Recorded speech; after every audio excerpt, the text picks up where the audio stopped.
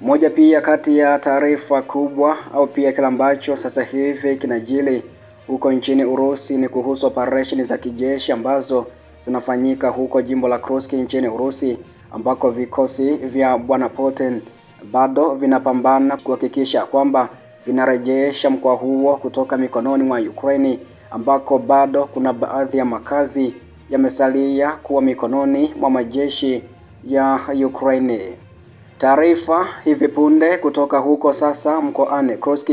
imeelezwa ya kuwa wanajeshi wa Ukraine wamepoteza mawasiliano na kukimbia katika moja ya wilaya huko Kursk. Pia makazi 12 tayari yamekombolewa kwa saa 24 zilizopita, huku pia askari wengine 12 wa Ukraine wakijisalimisha kwa vikosi vya Urusi huko mkoani Kursk.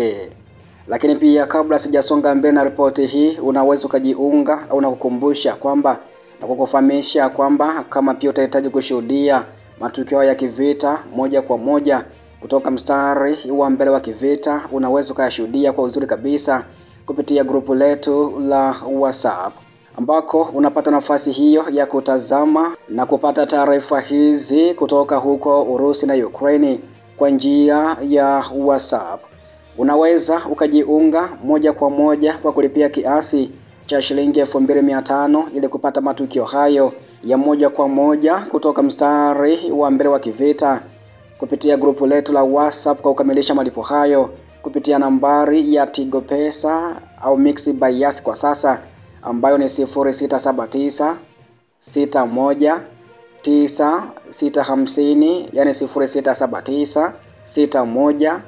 9650. Hiyo ndio nambari pekee pia ambayo itakuwezesha kujiunga na huduma ya matukio ya kivita ya moja kwa moja kutoka mstari wa mbele wa kivita kupitia grupu letu la WhatsApp au kwa njia ya WhatsApp.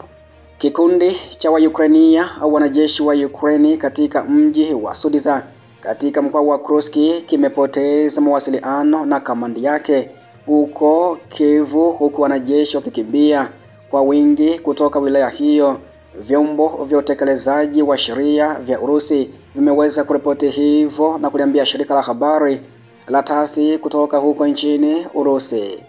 ambako askari wa Ukraine ambao wamepoteza mawasiliano na amri ya Kivu wamekuwa wakikimbia kwa wingi kutoka kituo cha wilaya kwa siku ya pili mfululizo, wakishambuliwa na silaha za Urusi za kivita na ndege zisizo na rubani katika eneo hilo, ambako kurudi nyuma kwa fujo kumesababisha hasara kubwa katika wafanyakazi na vifaa vya kijeshi. Hata hivyo, hii haijawazuia askari wa adui, yani Ukraine, ambao wamejaa hofu na woga wa kuzungukwa kabisa. Chanzo cha shirika kimeweza kusema hivyo.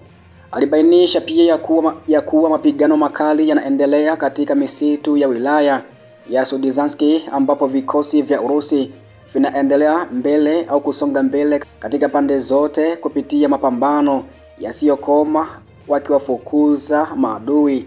au wanajeshi wa Ukraine kutoka kwenye ngome zao zilizoimarishwa.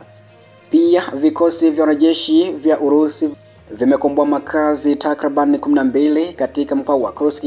katika siku iliyopita. Wizara ya Ulinzi ya Urusi imesema hivyo katika taarifa yake siku ya leo Machi 11, 2025, ambapo pia jeshi la Ukraine lilipoteza zaidi ya wanajeshi 270 kwa muda wa saa 24 zilizokwisha kupita huko mkoani Kursk. Vitengo vya vita vya kaskazini vya Urusi viliendelea kukera vikifanya ukombozi wa makazi 12 katika mkoa wa Kursk, ikiwa ni pamoja na huko Agronomy, Bogdanovinka, Podarevinka, Zazulevinka, Ivanshikovisky, Kolimakovi, Kobatkelny, Pravida, Yozini na kwengineko. Kulingana na Wizara ya Ulinzi ya Urusi imesema ya kuwa vikosi vyake vilikomboa zaidi ya kilomita za mraba 100 za eneo hilo.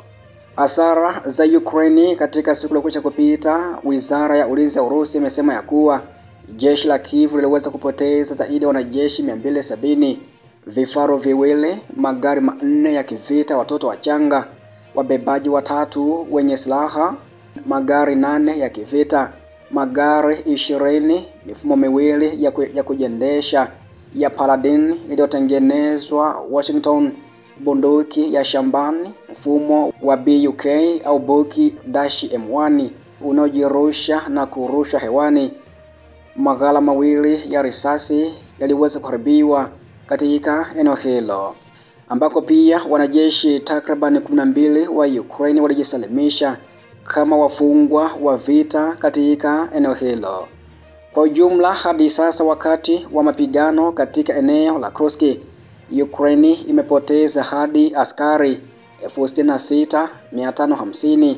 mizinga 391, magari 311, mapigano ya watoto wachanga, wabebaji wafanyakazi 272, magari 2881 ya kivita na silaha zingine kadha wa kadha katika jimbo hilo. Hizi pia ni kauli za mkuu wa kitengo cha makomando cha Akhmati kutoka Kursk. Alisema ya kuwa kujipenyeza kwa wanajeshi wa Urusi nyuma ya safu za adui kupitia bomba la gesi na kushindwa kwa vikosi vya Ukraine katika wilaya ya Sudzhansk ya mkoa wa Kursk kumesababisha hofu kati ya wanajeshi wa Ukraine. Luteni Jenerali Apti Alaudinovy ambaye ni naibu mkuu wa kurugenzi kuu ya kijeshi na kisiasa ya kikosi cha wanajeshi wa Urusi na kamanda wa kitengo cha Akhmati amesema hivyo kuhusu taarifa hii, ambako pia kulingana na kamanda huyo amesema wapiganaji kutoka vitengo tofauti walifunika kilomita takriban 12 hadi 15 kulingana na hatua yao ya kuondoka, ambapo wapiganaji wa kundi la Aida la kikosi maalum cha Akhmati na kikosi cha 30 cha bunduki za magari walikuwa wa kwanza kuibuka kutoka kwa vifungu vya bomba hadi kwenye ukingo wa Ukraine, ambapo waliweza kuingia mara moja msituni wakamfukuza adui yani Ukraine na wakateka ngome 2, kisha wakaingia katika kijiji cha Kubatken, isipokuwa kwa vijiji 2 au 3 karibu na huko Sudzha. Jumuiya nyingine zote ziko chini ya udhibiti wa askari wa Urusi. Ameyasema hayo kamanda huyo kutoka huko Kursk anayefahamika kama Luteni Jenerali Apti Alaudinovy, ambaye ni naibu mkuu wa kurugenzi kuu ya kijeshi na kisiasa ya kikosi cha wanajeshi wa Urusi na kamanda wa kitengo cha Akhmati kutoka huko mkoani Kursk.